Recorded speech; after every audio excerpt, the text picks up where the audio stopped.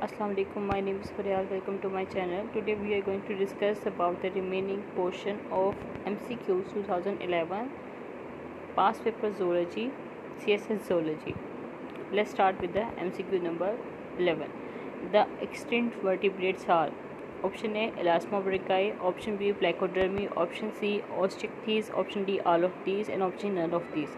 So इसका correct option जो है वो प्लेकोडर्मी है. रीज़न क्या है कि आर्मर फिश है जो कि सिल्वरियन टू डिविनिंग पीरियड्स में मौजूद थी. उसके बाद ये एक्सटिंक्ट हो गई थी और एक्सटिंक्ट होने की रीज़न क्या था, ये बोनी फिश के साथ कंपटीशन जो है वो नहीं रख पा रही थी. तो उस कंपटीशन के दौरान जो है ये डेड होना शुरू हो गई थी और फिर एक्सटिंक्ट हो गई.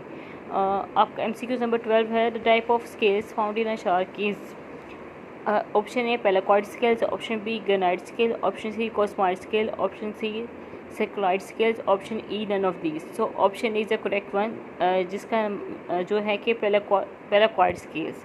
रीज़न क्या है, शार्क्स जो है वह बोनी स्पाइनी प्रोजेक्शंस होती हैं उनकी बॉडी से बाहर, जो कि एनिमल की तरह होती है. जैसे तीत का एनिमल होता है ना, बिल्कुल वैसे ही होती हैं. तो ये पेलाकॉइड स्केल्स होते हैं.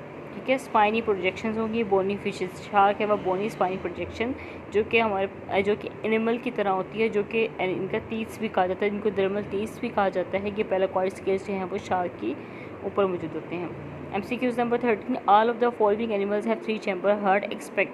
Option A uromastix, option B snake, option C wall lizard, option D crocodile, option E none of these. अब इसका करेक्ट ऑप्शन क्रोकोडाइल है. रीज़न क्या है, जो हमारे पास तमाम रेप्टाइल्स हैं वो उनका जो हार्ट है वो 3 चैम्बर्ड होता है, लेकिन क्रोकोडाइल का जो हार्ट है ना उसमें वेंट्रिकल जो है वो उसमें सक्टेशन आ जाती है, वो डिवाइड हो जाता है. डिवाइड होने की वजह से इनका हार्ट जो है वो 3 चैम्बर्ड नहीं होता बल्कि 4 चैम्बर होता है. वो सब जो वेंट्रिकल में डिवीजन होती है वो फास्ट डिवीजन होती है, कंप्लीट डिवीजन नहीं होती, लेकिन फिर भी जो है इनका हार्ट जो है वो 4 चैम्बर कहलाता है. MCQ number 15. An animal group है ग्रेडली सिमेट्रिकल एडल्ट पर बायलेटरल लार्वी आर.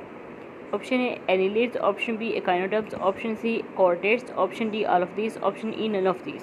सो इसका करेक्ट ऑप्शन है एकाइनोडर्म्स. इन एकाइनोडर्म्स के जो एडल्ट होते हैं वो सिमेट्रिकली रेडियल होते हैं, बट लार्वी जो है वो बायलेटरल होता है.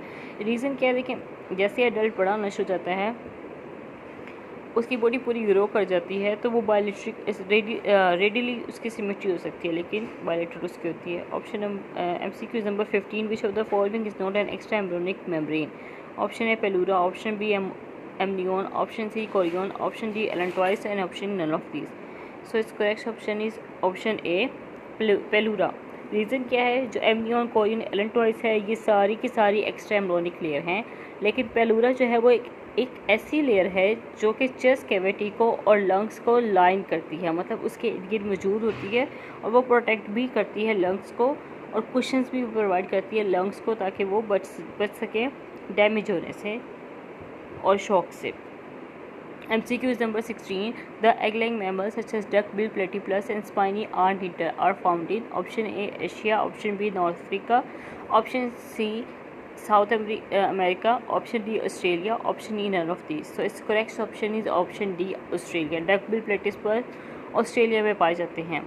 MCQ number 17. Renal portal system is absent in. Renal portal system किस में एब्सेंट होता है? Option A mammals, option B fishes, option C amphibians, option D reptiles and option E none of this. तो इसका correct option है option A mammals. अब renal portal system क्या है, उसकी रीज़न क्या है, ये मैमल्स में क्यों नहीं होता और बाकी सब में क्यों प्रेजेंट है? रेनल पोर्टल सिस्टम जो है वो वेनस सिस्टम है जिसके अंदर डीऑक्सीजनेटेड ब्लड होता है from lower body and transfer to the heart. तो ये जो डीऑक्सीजनेटेड ब्लड है, रेनल पोर्टल सिस्टम है, ये बेसिकली उन ऑर्गेनिजम्स में होता है जिनका 3 चैम्बर हार्ट होता है, क्योंकि इसने जो है वो रेनल पोर्टल सिस्टम ने लोअर बॉडी से सारे के सारे डीऑक्सीजनेटेड ब्लड को कलेक्ट करने के बाद हार्ट तक पहुंचाना है. लेकिन मैमल्स जो है वो 4 चैम्बर हार्ट होता है. इनकी जो आर्टरीज और वेंस की यानी डिवीजन होती है, डीऑक्सीजनेटेड ब्लड ऑक्सीजनेटेड ब्लड से अलग होता है, ये कभी भी इनकी मिक्सिंग नहीं होती. तो जो मैमल्स हैं एक कंप्लीट सर्कुलेटरी सिस्टम होता है, while amphibians, fish, reptiles 3 chamber heart है जिनके पास उनके अंदर रेनल पोर्टल सिस्टम मौजूद होता है. MCQ number 18. Swim bladder is present in. Option A amphibia, option B giant turtle, option C snake, option D all of these and option E none of these. So it is present in a sea snake. इस correct option is sea snake. Sea snake में इसकी present होने की वजह क्या है? सी snake जो है वो बोनी फिशेस की तरह होती हैं.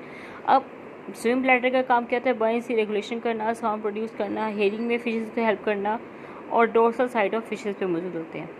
तो इनका काम क्या होगा? सी स्नेक को जो है बायंसी में हेल्प करना. ठीक है, वो पानी से बाहर आते हैं तो बायंसी होती है. अक्सर फिशेस जो है वो जंप करके पानी से बाहर आती हैं तो वो उनकी बायंसी रेगुलेशन होता है. उस टाइम से स्विम ब्लैडर जो है वह एयर से फिल हो जाता है तो वो बाहर आ जाती हैं. जैसे ही वो ब्लैडर जो है स्विम ब्लैडर जो है वो एयर से एम्प्टी होना शुरू होता है तो वो वापस पानी में आ जाती हैं. तो उनको बायंसी में हेल्प करता है. Option MCQ number 19. Diencephalon is a part of what. Option A circulatory system, option B excretory system, option C nervous system, option D respiratory system and option E none of these. इसका correct option है nervous system. Diencephalon क्यों? Diencephalon जो है वो forebrain का part है. ठीक है, जो कि कार्डियल रिथम्स को, एंडोक्राइन सिस्टम को, मोटर नर्व्स को, सेंसरी नर्व्स को कंट्रोल करता है. MCQ number 20. Microlecithal egg is found in. Option A reptiles, B birds, C amphibians, D all of these and E none of these. Microlecithal eggs जो होते हैं वो small amount of योक होती है. ठीक है, और एग्स का काम क्या होगा कि योक को जो है वो योक का यूज़ करने के बाद जो है एम्ब्रियो जो है वो योक का यूज़ करता है, वहाँ से न्यूट्रिशन लेता है और अपने आप को ग्रो करवा लेता है. सो इसका करेक्ट ऑप्शन जो है वो ऑप्शन सी है, amphibians. If there is any question you can ask me in a comment section. Thank you. Please like and subscribe. See you soon. Allah Hafiz.